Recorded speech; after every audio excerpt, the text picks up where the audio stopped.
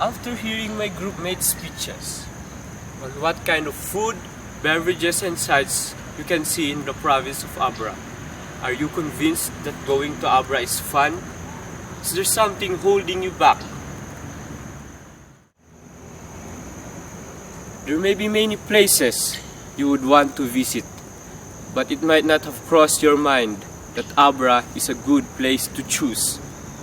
If you are thinking that there's no good place you can visit in Abra, then I beg to differ, because there are many places you can see in Abra. It's not just very famous, that's why only a few people would choose to spend their time in this beautiful place.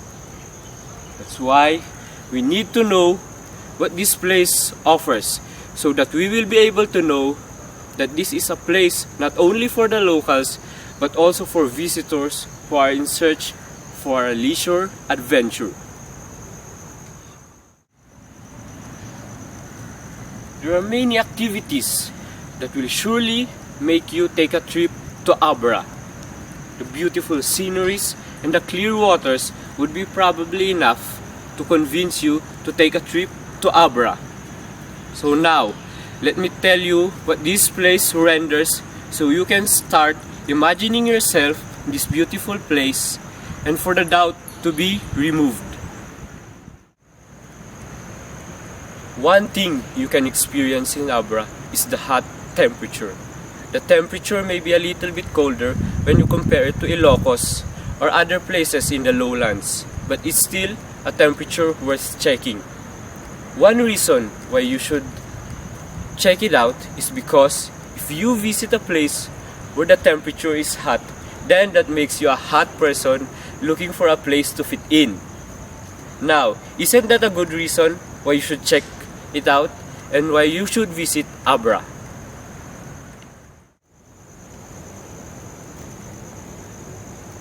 Another thing you should see is the Kawayan Festival, which is held every March 9. On this special day, many activities are held which has something to do with bamboos, just like the float parade where the props are made out of bamboo, and the street dancing parade where the props are also made out of bamboo.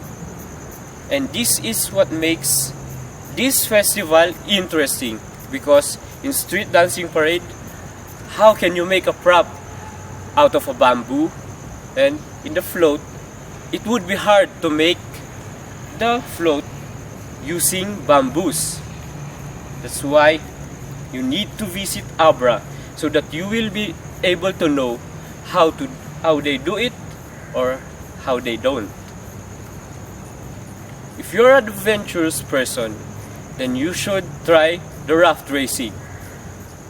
You will be racing against the others while riding a raft that is made out of a bamboo and while enjoying the view of the Abra River.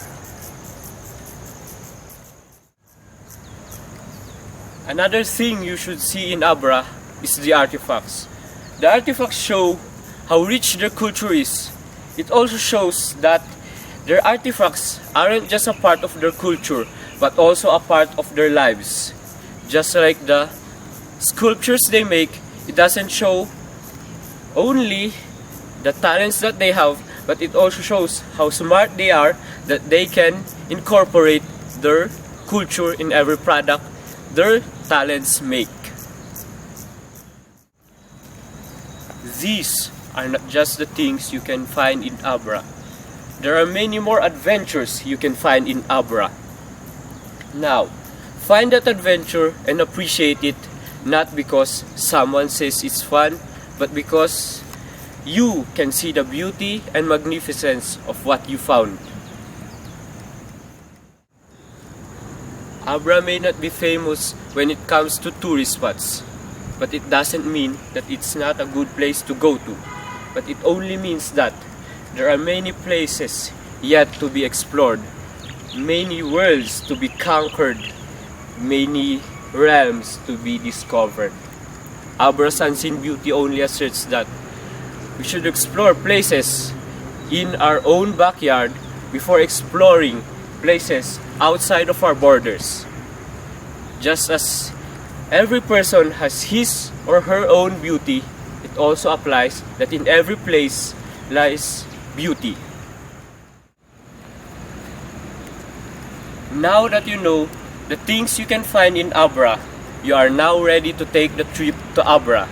So take out your pens, start scheduling a trip to this beautiful and wonderful place, and I will assure you, the trip won't be boring, but instead, it will be the best trip you'll ever have.